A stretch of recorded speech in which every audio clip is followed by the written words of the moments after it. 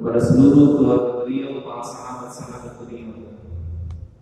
Semoga salawat dan salam Allah curahkan bagi kita selaku umatnya. Amin ya Allah Rabbul Alamin.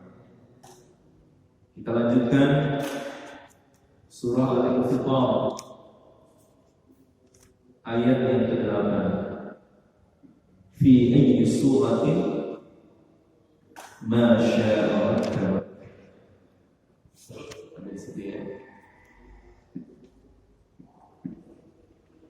A'udzu billahi minasyaitonir rajim. Bismillahirrahmanirrahim. Fi ayyi suratin ma syaa rabbuk.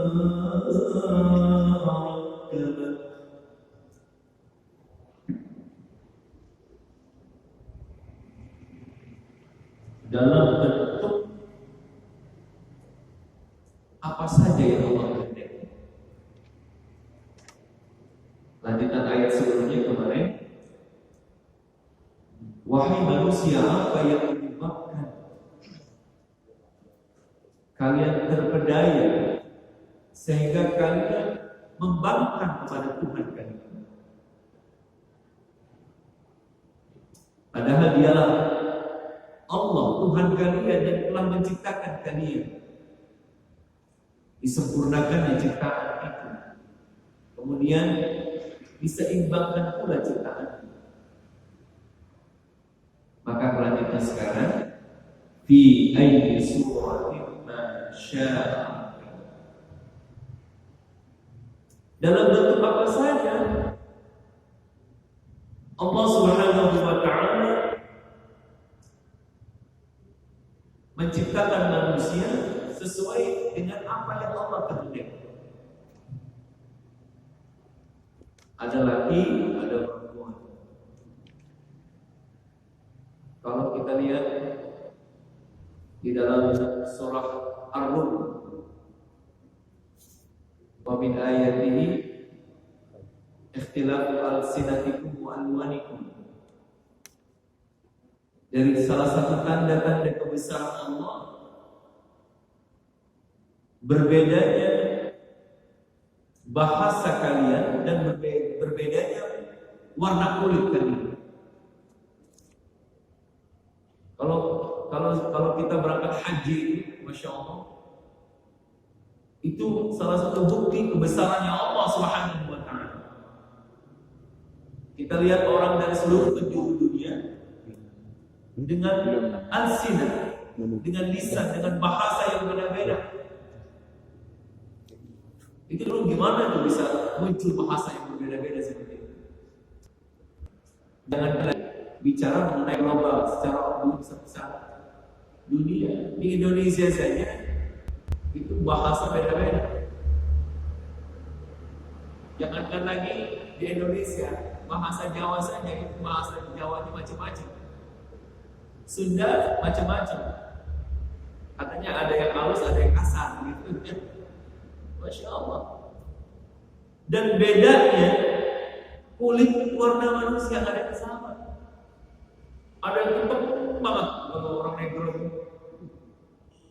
tapi hitamnya juga lisih, dia cakep. Ada yang putih banget, ada yang macam-macam, ada yang kulit segala macam. Ini salah satu bukti akan kebesaran Allah. Fi ayyi suratin ma syaa rabbuk. Allah menciptakan manusia itu sesuai dengan kehendaknya Allah. Maka kenapa kalian mendustai Tuhan kalian? Kenapa kalian tidak taat kepada Tuhan kalian? Kenapa kalian melawan kepada Tuhan kalian? Kenapa kalian tidak mensyukuri penciptaan kalian dengan bentuk yang sangat sempurna?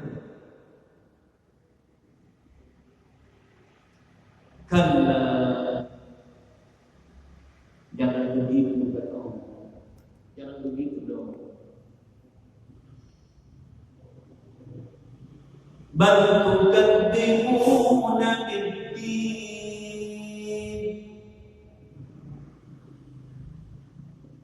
Bahkan ada yang lebih dari itu. bukan hanya sekedar mereka mendustai, durhaka, membangkang, melawan kepada Tuhannya. Ada yang lebih di atas itu, mereka tukadzibuna biddin, kalian mendustai bahwa adanya hari pembalasan. Jadi bukan hanya sekedar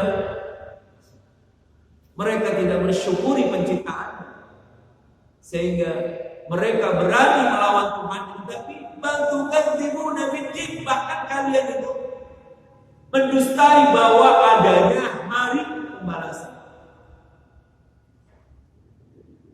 Ad-din, kalau dalam bahasa Arab huruf da dan ya nun, biasanya itu artinya interaksi dua manusia, dua orang gitu ya. Yang satunya di atas lebih tinggi daripada yang lain. Ad-din. Makanya bisa diartikan ad-din, dain itu hutang. Karena orang hutang itu biasanya yang mengutangi di atas yang diberikan hutang.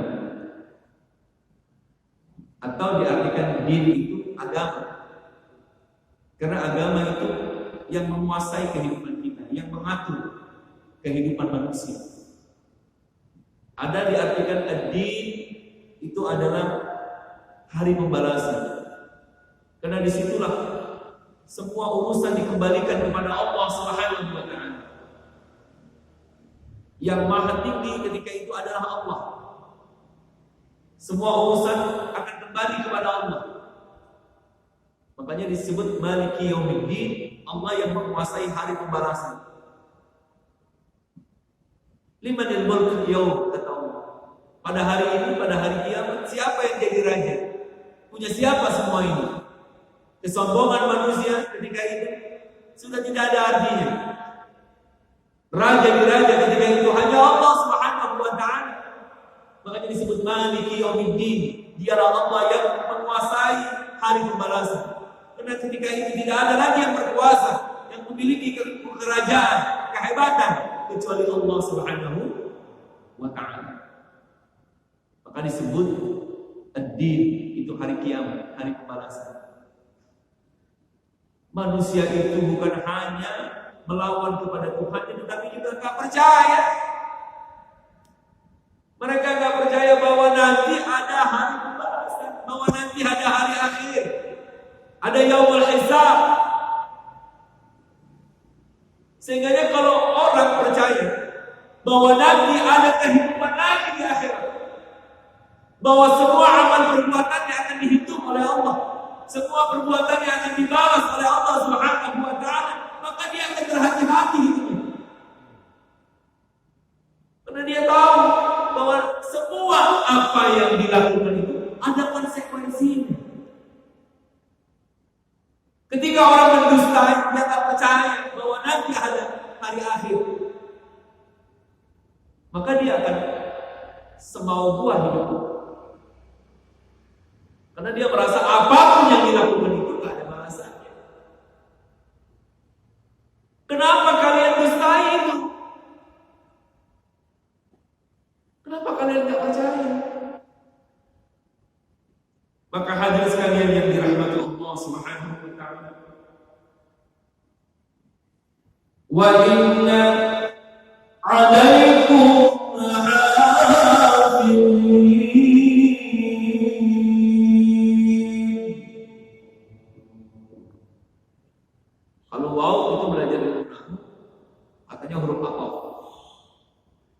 di sini wawunya bukan artinya dan. Wawunya wawu haliyah.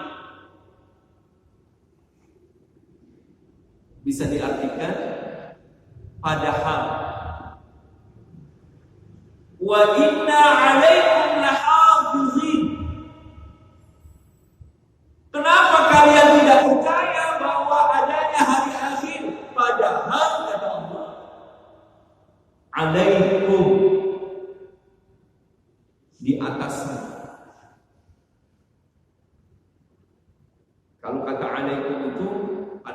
Asal katanya Allah kan di atas. Tetapi tidak selalu kita artikan di atas. Padahal bersamamu lahafizin, ada malaikat-malaikat yang selalu menjaga, mengawasimu. Kenapa dipakai ala, alaikum, bukan fikum? Karena biasanya orang kalau yang ngawasi itu atasan biasanya. Orang kalau ngawas dari atasan, makanya pakainya ala. Tetapi ala di sini bukan berarti di atas, bersama. Kenapa kita nggak percaya dengan adanya hari akhir? Padahal bersama kita ada malaikat-malaikat yang selalu mengawasi kita.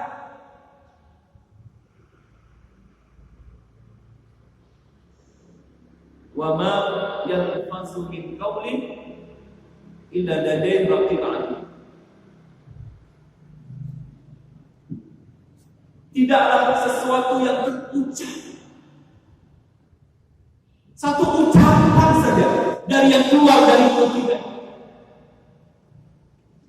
melainkan kata Allah, ucapanmu itu dicatat oleh Raqib Atid. Jangankan lagi yang terucap, wa ma khatarat ala qulubikum, apa yang tersirat di dalam hatimu itu pun sekalipun itu dia maha tahu. Lahafizin.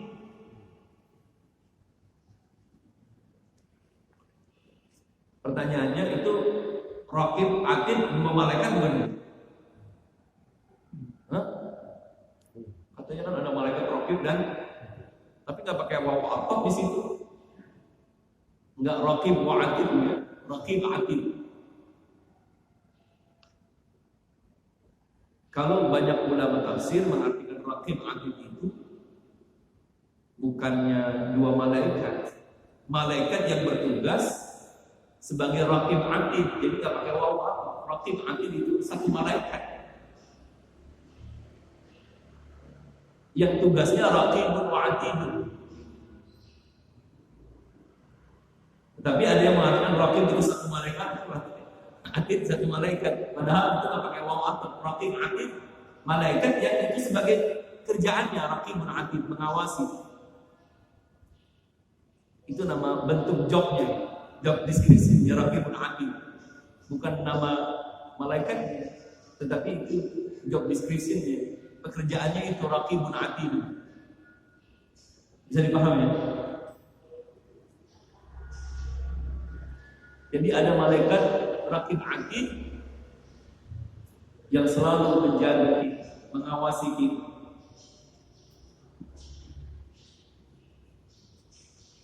Kiraman katibin. Malaikat itu yang mulia dan dimuliakan oleh Allah. Katibin, kerjaannya menulis. Kenapa diawali kiraman baru katibin? Jadi para malaikat lahafizin itu yang menjaga kita, yang kiraman, malaikat-malaikat yang mulia dan tugasnya tulis terus. Karena begini, kenapa kata katibin diawali dengan kiraman yang mulia? Karena sebagai seorang penulis itu harus mulia. Kalau dia nggak punya sifat mulia, dia nggak objektif. Kalau misalnya ada orang yang dia senang, ini bicara buku, misalnya orang menulis sebagai penulis buku, dia tulis apa atau seorang wartawan, like or not like gitu ya, suka-suka.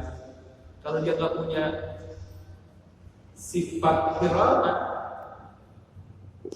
maka dia nggak akan objektif. Dia akan menulis yang baik-baik pada orang yang dia sukai. Kalau dia nggak suka, dihabis di. Tapi malaikat itu karena memang Allah itu tidak pernah berbuat zalim kepada hamba-Nya. Bahkan dalam satu hadis, man hamma bi hasanati, siapa orang yang bercita-cita mau keinginannya melakukan satu kebaikan, maka Allah Subhanahu wa taala telah mencatat, Allah telah menulis, memerintahkan kepada malaikat kiraman katibin tadi. Itu satu kebaikan. Itu baru niat. Yang kemudian niat itu diwujudkan, maka Allah Subhanahu wa taala akan memberinya 10 kebaikan. Man jaa bil hasanati falahu 'asyru amsalha. Siapa orang yang mendatangkan satu kebaikan, maka baginya mendapatkan 10 kebaikan. Wa man hamma bi sayyi'atin, kata Rasulullah, siapa orang yang mau melakukan keburukan, falam ya'malha, kemudian niatnya itu gak diwujudkan, gak dikerjain, maka Allah Subhanahu wa taala mencatatnya satu kebaikan. Kita mau niat mau jahat sama orang, melakukan perbuatan dosa, perbuatan maksiat, kemudian Allah berikan hidayah, maka kita sadar, istighfar, astagfirullahaladzim, kenapa jadi begini? Niat yang buruk tadi kalau kita tinggalkan, Allah berikan satu kebaikan. Kalaupun seandainya kita kerjain juga itu niat yang buruk, maka tidak dibalas oleh Allah kecuali satu keburukan. Wa man jaa bi sayyi'atin fala yujza illa mithlaha. Siapa orang yang mendatangkan satu keburukan, maka tidak dibalas oleh Allah kecuali dengan satu keburukan. Ini bukti rahmat dan rahimnya Allah. Makanya dalam Imam Al-Qurtubi tafsirnya itu, la hafizin itu malaikat, para malaikat yang kiraman itu, mereka yang objektif dan tidak mencari-cari kesalahan, sesuai dengan apa yang diperbuat. Makanya para malaikat kiraman katibin, kata Imam Qurtubi, ketika orang itu nanti masuk ke dalam kuburnya, bahkan dia berdoa kepada Allah, mudah-mudahan orang itu mampu menjawab segala pertanyaan-pertanyaan. Seperti itu. Kiraman katibin yang selalu mencatat. Semua ada catatannya. Kalau orang percaya, yakin bahwa semua amal perbuatannya itu dicatat. Kalau orang yakin bahwa semua apa yang dilakukannya itu diawasi, pasti dia tidak akan magharraka bi rabbikal karim, dia tidak akan mendustai Tuhan. Dia tidak akan baltukan dimuna bidin, dia tidak akan mengingkari bahwa adanya hari akhir. Kiraman katibin ya'lamuna ma taf'alun. Mereka itu kiraman katibin itu ya'lamun. Ini kita belajar namun sedikit. Ya'lamun itu fi'il mudhari', present tense. Jadi pekerjaan yang sedang berlangsung atau bisa menjadi future tense, berlalu dari sekarang dan terus sampai yang akan datang. Artinya begini. Ya'lamun, para malaikat itu terus-menerus mengetahui apa yang kalian kerjakan. Jadi pekerjaan kita sampai kapanpun terus-menerus, selama itu pekerjaan kita lakukan, mereka tahu gitu. Malaikat selalu bersama kita.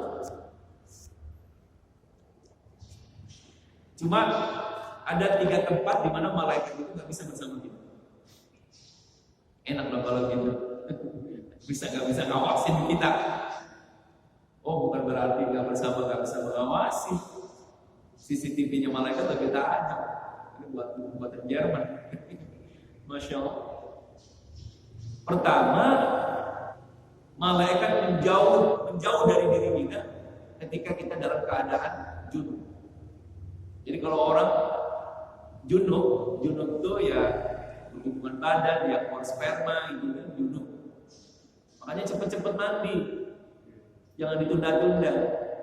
Karena malaikat tidak akan mau bersama orang-orang yang dalam keadaan junub. Makan pun makruh. Orang habis melakukan hubungan badan, dia belum mandi, udah makan, udah minum, itu makruh. Kalau mau makan disunahkan wudhu dulu. Kalau kita kan masa bodoh, nggak mikirin yang kayak begitu-begitu, makan aja, minum aja. Kalau ulama-ulama salafus saleh, orang-orang yang betul-betul menjaga wara itu nggak mau begitu. Yang kedua, malaikat nggak bersama kita ketika kita di kamar mandi. Kamar mandi isinya apa mulu tuh, banyak, hati-hati. Makanya kalau Rasulullah masuk kamar mandi berdoa, keluar juga berdoa. Karena memang di tempat-tempat seperti itu banyak iblis dan sebagainya, dari setan dan sebagainya.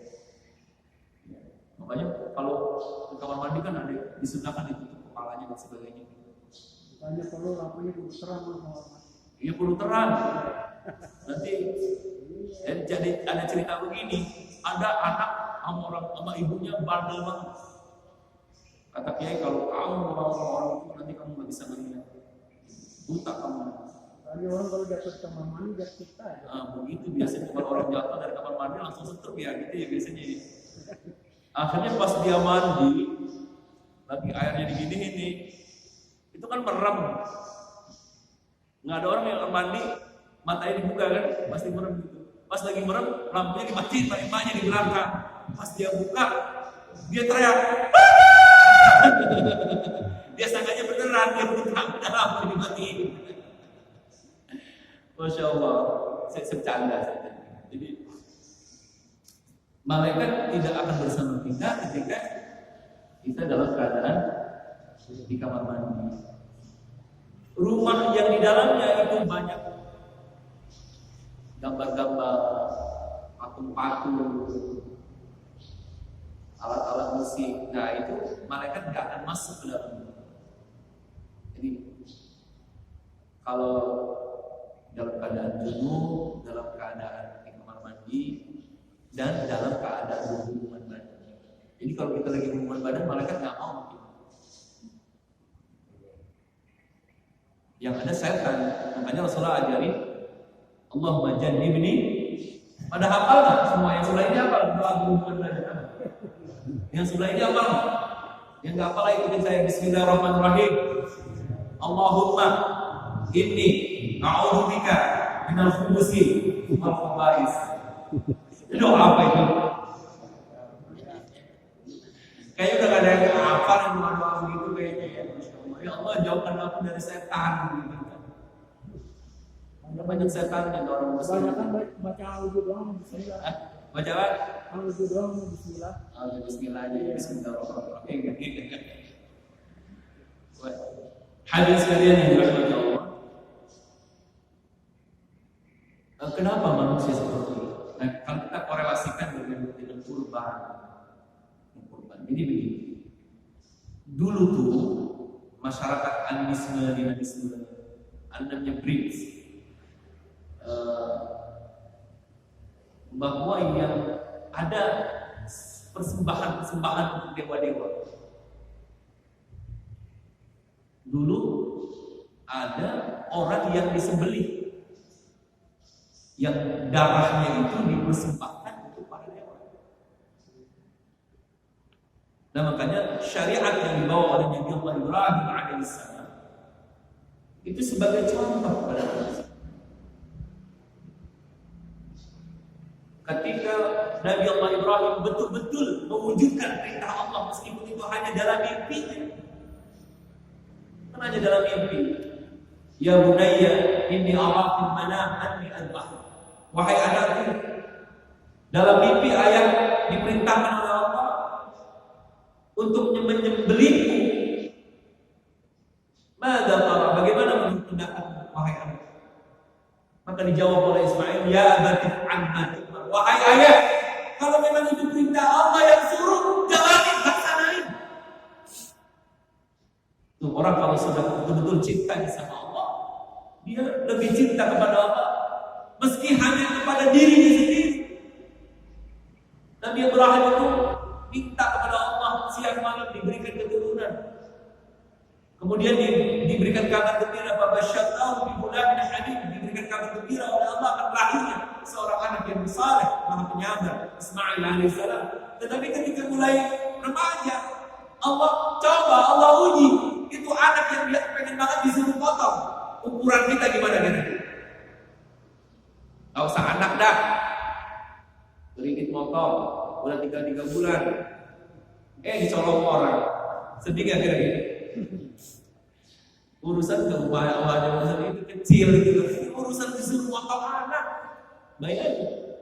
Tapi karena dia yakin kepada Allah, cinta kepada Allah, dia taat kepada Allah, dia patuh sama Allah. Jangankan lagi hartanya, anaknya diminta sama Allah dikasih. Itu kan bukti cinta seperti itu. Tetapi kan Allah hanya menguji saya. Benar dari Ibrahim imannya. Ternyata innahu min ibadina shalihin, digambarkan oleh Allah sesungguhnya Ibrahim dan Ismail hamba kami yang saleh. Ternyata betul-betul dia sukses menjalani ujian-ujian dari. Maka enggak mungkin juga Allah mensyariatkan menyembelih orang. Orang itu terlalu mulia untuk disembelih. Enggak seperti agama-agama yang dulu-dulu yang betul-betul orangnya yang disembelih. Maka syariatnya itu digantikan dengan ibas gitu. Udhiyah namanya. Hukumnya sunnah muakkad. Kalau punya rezeki, hukumnya sunnah muakkad. Kata Imam Syafi'i, bagaimana kemuakkadan itu? Kalau ada orang yang masih punya uang sampai hari tasyrik 11, 12, 13, habis dia beli hewan korban masih punya uang belanja di hari tasyrik, itu sudah jatuh hukum sunnah lagi. Tapi kalau seandainya habis dia beli hewan, habis itu dia nggak punya uang lagi, habis-habisan, maka belum jatuh sunnah muakkad. Tetapi kata Rasulullah, bagi kita yang belum bisa kurban, tetapi pengen korban, tetapi nggak ada, kata Rasulullah, hadza anni wa an lam yudahi bi ummati, ini adalah kurban dariku ya Allah dan untuk umatku yang belum bisa pada korban. Sekarang banyak korban perasaan. Di Mujahidin ada berapa sapi? Ada 2. Baru 3. Baru alhamdulillah. Mutmainah nih baru 1. Kalau dunia lagi 1. Kayak apa 0. Lagi pada korban perasaan sekarang. Ada orang yang bertanya, bolehkah korban itu pakai ayam? Gak ada syariatnya. Tetapi ada ulama yang membolehkan. Kalau ada orang yang saking pengennya kurban, tetapi dia sangat susah. Karena keinginannya pengen mengikuti sunnah, tapi dia nggak punya sama sekali. Maka dibolehkan baginya korban pakai ayam. Ya ayam banyak mah sama aja. Tapi jangan salah, karena ada ayam yang habis 1 miliar. Ada kan yang lagi dicari-cari, Masya Allah. Jadi begitu. Kalau sudah sangat kepepet, tapi kan syariatnya begini, nggak ada penggunaannya pakai air. Itu mah kalau sudah sangat batasan akhir. Maka kurban itu atau udhiyah itu yang disembelih pada diri kita itu bukan kita, tetapi sifat-sifat kebinatangan yang ada di dalam diri kita. La yanallaha luhumuha wa la dimahuha walakin yanallaha taqwa minkum. Enggak akan sampai kepada Allah darah daging yang kita sembelih itu. Yang sampai sama Allah itu takwa kita. Kenapa? Takwa mau menjalankan perintah Allah dan Rasul. Jadi buat di dalam syariat Islam yang disembelih hewannya wujud dari ketakwaan, yang disembelih pada manusia itu bukan orang, tetapi sifat-sifat kebinatangan yang ada di dalam diri kita. Seperti apa sifat-sifat kebinatangan tadi? Ma dharraka bi rabbikal karim. Manusia, kenapa kalian melawan sama Tuhan kalian? Karena ada sifat kebinatangan di dalam diri kita. Kenapa manusia tak percaya dengan hari akhir? Karena ada sifat binatang yang ada di dalam dirinya. Kenapa orang berani untuk tega membantai orang? Karena ada binatang di dalam diri. hayawanun natiq. Manusia itu binatang sebenarnya. Cuma dikasih pikiran sama Allah. Bedanya itu aja. Dikasih otak. Sama, kebo kawin gitu. Kita kebo kawin kita. Sapi makan gitu. Kita juga makan sama. Cuma beda caranya. Sapi kebo kalau pengen kawin di mana aja jadi, ayam di mana aja jadi. Tapi kalau manusia nggak begitu, karena diberikan akal. Diberikan akal yang sehat, dikasih hati sehingga punya potensi untuk menangkan hidayah Allah. Tapi ketika manusia tidak lagi menggunakan akal pikirannya, hatinya, maka kata Allah, ulaika kal an'am bal hum adallu. Manusia kalau udah gak menggunakan hatinya, akal pikirannya, sudah tidak mampu mencerna, menangkap hidayah Allah dengan akal dan hatinya, sama aja kayak binatang. Kata Allah, bahkan manusia itu bisa lebih jauh sesat daripada binatang, lebih parah daripada binatang. Makanya laqad khalaqnal insana fi ahsani taqwim. Manusia itu kami ciptakan dalam bentuk yang paling sempurna. Kebalikannya summa radadnahu asfalan. Kami kembalikan manusia itu bisa menjadi lebih paling makhluk yang paling rendah ketika dia tidak menggunakan lagi akal dan pikiran. Nah, inilah sebabnya kenapa manusia itu gharraka bi rabbikal karim. Yang kedua, tukadzibun bid-din, karena manusia itu belum mampu membunuh sifat-sifat kebinatangan yang ada di dalam diri. Insyaallah besok Jumat ya, insyaallah tanggal 31 Juli kita akan melaksanakan hari raya Idul Adha. Yang belum bisa korban, mudah-mudahan masih ada kesempatan nih. Ya, makain ya pakai sapi, pakai kambing. Jadi itu barangkali hadir sekalian yang dirahmati Allah, bahasan kita. Mudah-mudahan ini ada manfaatnya. In uridu illa al-islah mastata'tu wa tawakkaltu 'ala Allah wa bihi hadana Allah wa iyyakum ajma'in. Subhanakallahumma wa bihamdika asyhadu an la ilaha illa anta astaghfiruka wa atubu ilaik. Wa sallallahu ala sayyidina Muhammadin wa ala alihi wa sahbihi wa sallam. Walhamdulillahi rabbil alamin. Wassalamu alaikum warahmatullahi wabarakatuh. Sallallahu alaihi